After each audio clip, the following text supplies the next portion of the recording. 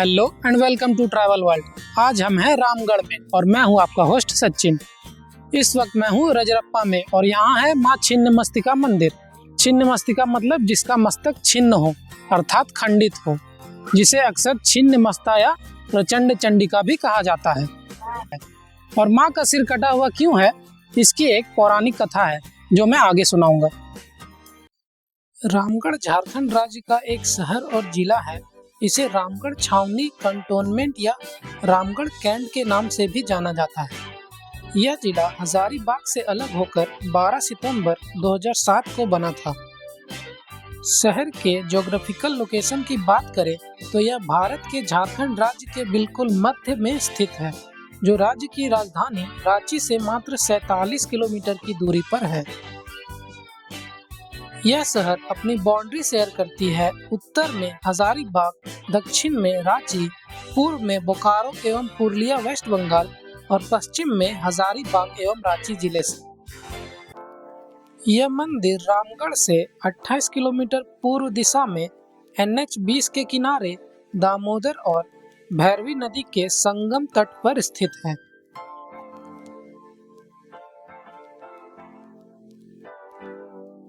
यह मंदिर असम के देवी कामाख्या मंदिर के समान ही प्रसिद्ध है और माँ छिन्नमस्तिका का एक सिद्ध पीठ है।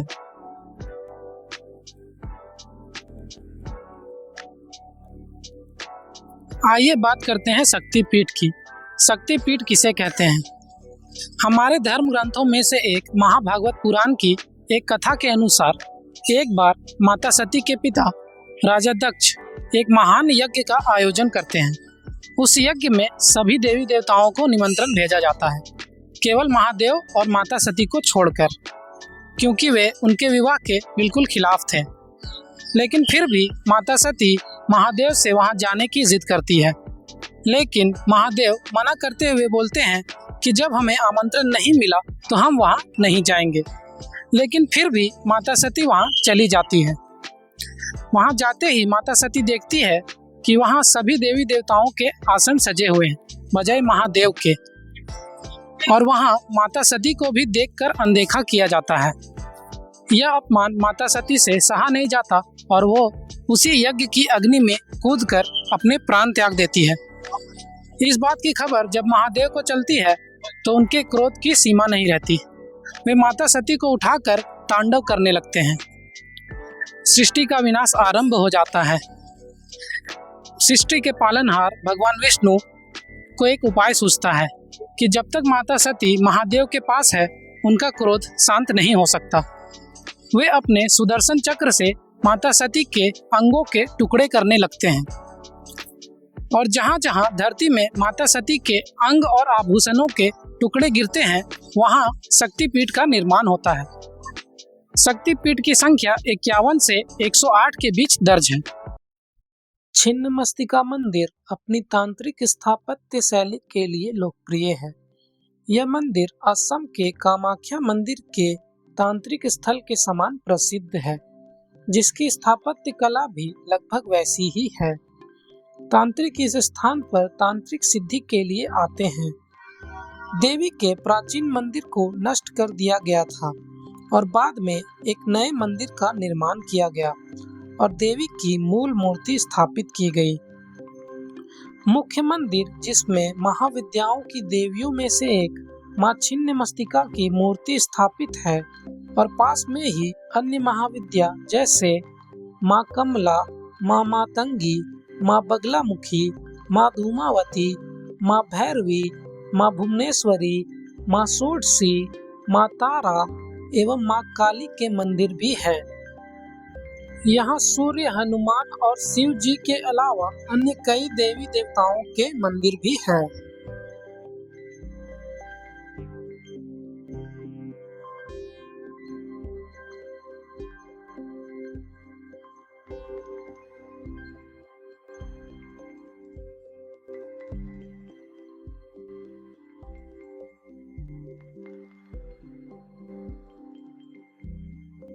आइए बढ़ते हैं इस मंदिर की सबसे प्रमुख कथा की ओर। एक बार माता पार्वती अपने दो सहेलियों डाकनी और शाकनी, कई जगह उन्हें जया और विजया के नाम से भी जाना जाता है, के साथ मंदाकिनी नदी में स्नान करने के लिए गईं।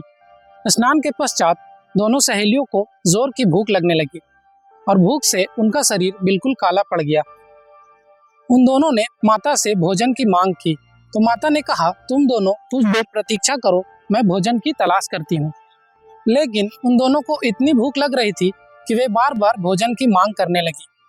फिर विनम्र आग्रह करते हुए कहा कि माता तो अपने बच्चों को भूख लगने पर तुरंत भोजन प्रदान करती हैं, लेकिन आप ऐसा नहीं कर रही हैं।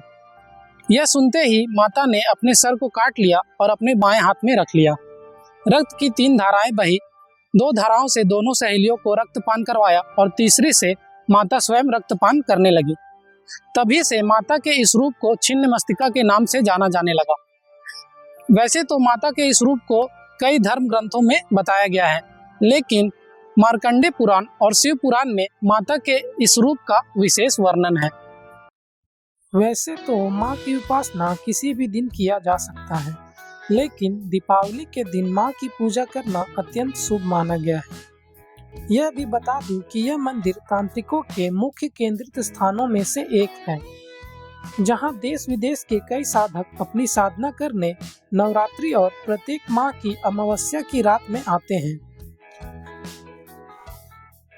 जनवरी के महीने में मकर संक्रांति के अवसर पर यहाँ एक विशेष मेला लगता है, जिसमें लाखों लोग शामिल होते हैं। विजयदशमी के अवसर पर भी यहाँ मेला लगता है और महाशिवरात्रि के दिन भी यहाँ पूजा अर्चना करना बेहद शुभ माना गया है।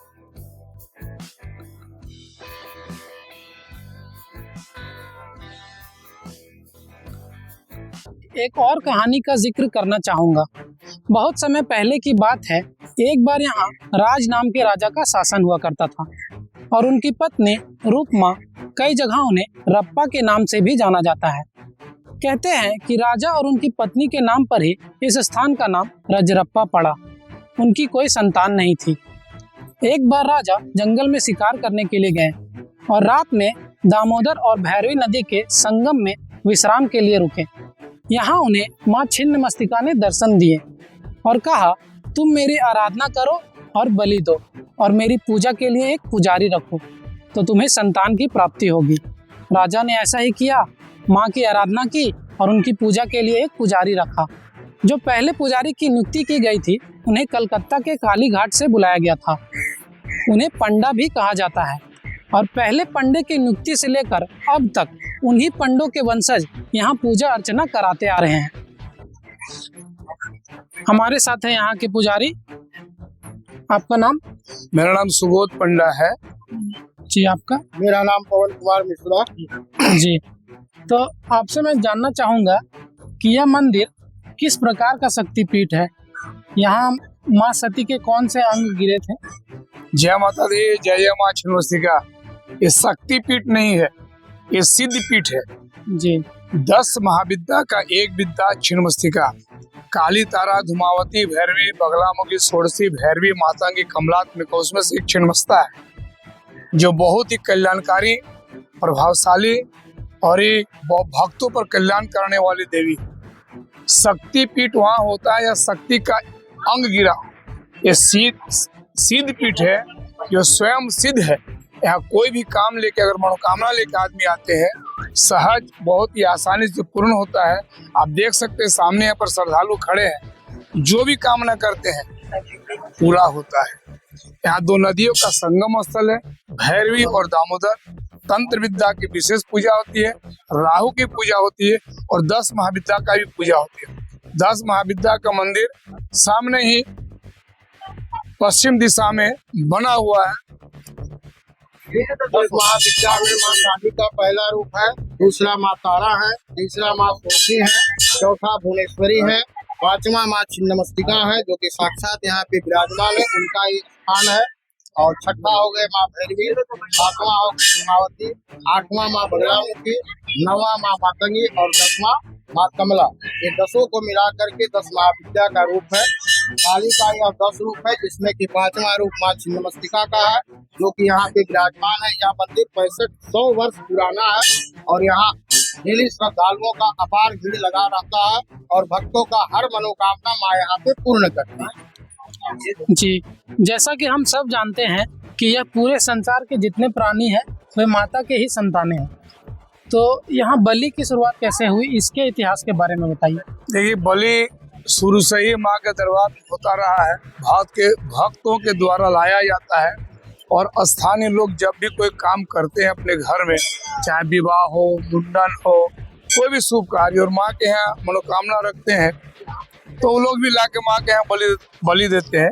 देखिए, सामने हमारे गांव के ही लड़का जो फूल माला बेच रहे, फोटोग्राफर, ये लोग भी अब कुछ काम करते हैं घर में अपना, तो यहाँ लाके माँ का पहले माथा टेकते हैं, पूजा करते हैं और बलि देते हैं। अब बलि में वही बलि नहीं है, आप नारियल भी बलि दे सकते हैं, कुसमांडा का भी दे सकते हैं। जी जी पंडित जी, और बोलिए।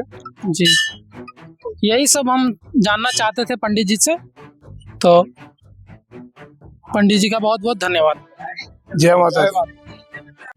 माँ छिन्नमस्तिका देवी को मनोकामना देवी के रूप में भी जाना जाता है, क्योंकि यह विश्वास है कि माँ भक्तों की मनोकामनाएं पूरी करती हैं। भक्त अपनी इच्छाओं की पूर्ति के लिए मंदिर में एक चट्टान के चारों ओर लाल धागा बांधते हैं और नदी में पवित्र स्नान भी करते हैं। यह विवाह और मुंडन संस्कार के लिए भी श्रद्धालुओं के बीच लोकप्रिय है। वाहन स्वामी अपने नए वाहनों के लिए आशीर्वाद लेने यहाँ आते हैं, क्योंकि उनका मानना है कि यहाँ वाहनों की पहली पूजा करने से वाहनों की आयु बढ़ती है।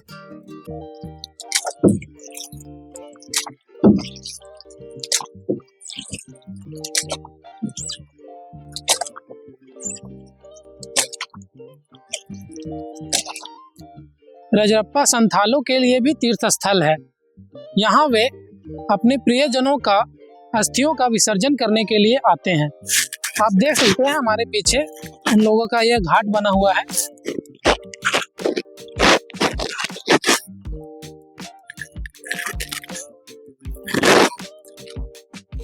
उनकी पौराणिक कथाओं में इसे उनका आखिरी विश्राम स्थल बताया गया है और उनके लोक गीतों में इस स्थान को थेल खोपी घाट, जल घाट के रूप में बताया गया है, जहां वे स्नान के बाद तेल का उपयोग करते हैं।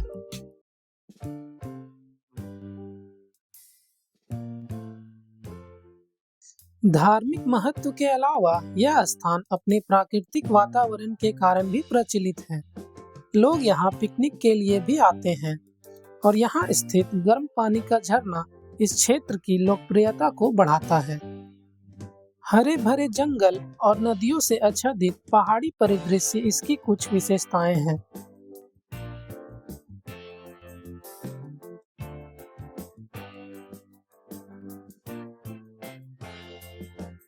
यहाँ आपको नाव की सवारी भी कराई जाएगी। पूरे चारों ओर पत्थर ही पत्थर है, आपको पूरे पत्थरों के बीच ले जाया जाएगा।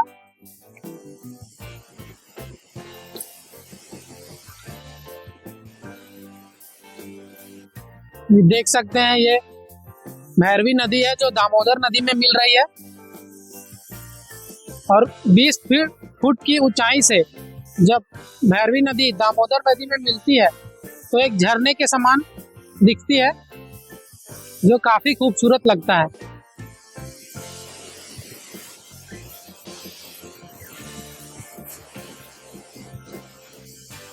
यहाँ आसपास के पर्यटक तो घूमने आते ही हैं, बल्कि विदेशों से भी यहाँ पर्यटक घूमने के लिए आते हैं।